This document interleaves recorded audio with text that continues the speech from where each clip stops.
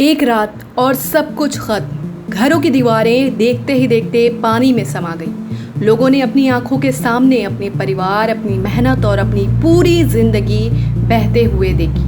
असम, जिसे उसकी हरियाली, चाय के बागानों और ब्रह्मपुत्र नदी की खूबसूरती के लिए जाना जाता है, आज वही राज्य बाढ़ की ऐसी त्रासदी झेल रहा है जिसे स्थानीय लोग पिछले 50 सालों की सबसे भीषण आपदा बता रहे। सैकड़ों गांव पानी में डूब गए हैं, हजारों परिवार बेघर हो गए और राहत शिविर अब लोगों का नया घर बन चुके हैं। लेकिन सवाल सिर्फ इतना नहीं कि बाढ़ आई, सवाल यह है कि आखिर इस बार तबाही इतनी भयानक क्यों हुई। इस बार सबसे ज्यादा असर जोरहाट, शिवसागर और चराईदेव जिलों में देखने को मिला। 19 जुलाई से सैकड़ों गांव लगातार पानी में डूबे रहे।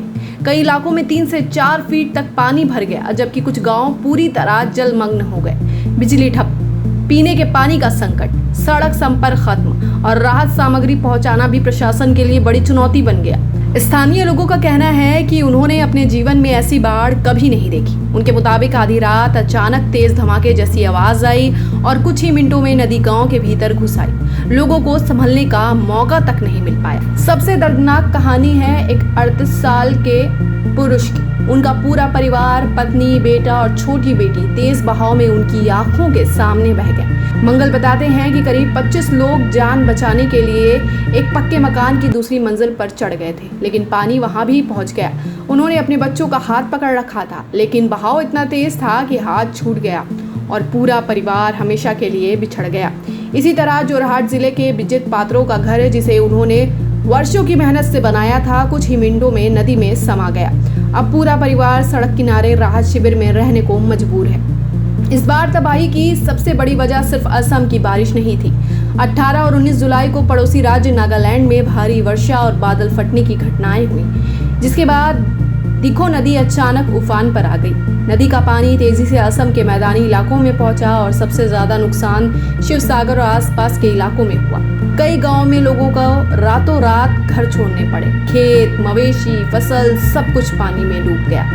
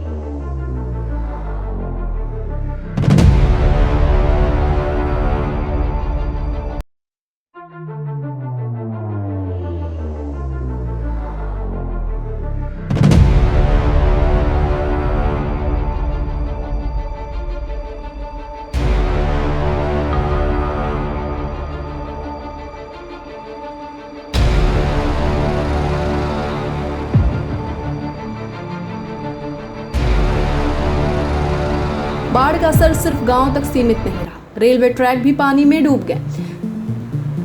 सिमलुगुरी सेक्शन में पानी भरने के कारण 30 से ज्यादा ट्रेनें रद्द, डाइवर्ट या शॉर्ट टर्मिनेट करनी पड़ी। और दूसरी ओर एनडीआरएफ और एसडीआरएफ की टीमें लगातार राहत कार्य में जुटी रही। एनडीआरएफ के मुताबिक 65 जवानों की टीम ने लगातार 36 घंटे तक बिना रुके अभियान चलाया और करीब 470 लोगों की जान बचाई। अगर राहत दल समय पर नहीं पहुंचते तो जान मान का नुकसान और भी ज्यादा हो सकता था।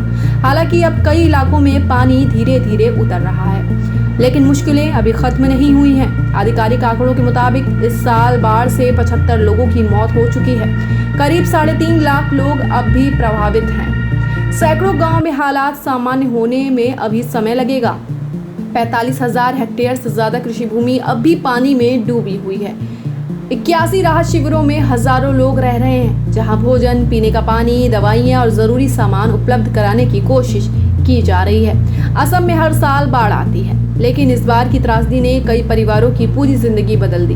कई लोगों ने अपने घर खो दिए, कई ने अपनों को और कई अब भी सामान्य जीवन की उम्मीद लगाए बैठे हैं।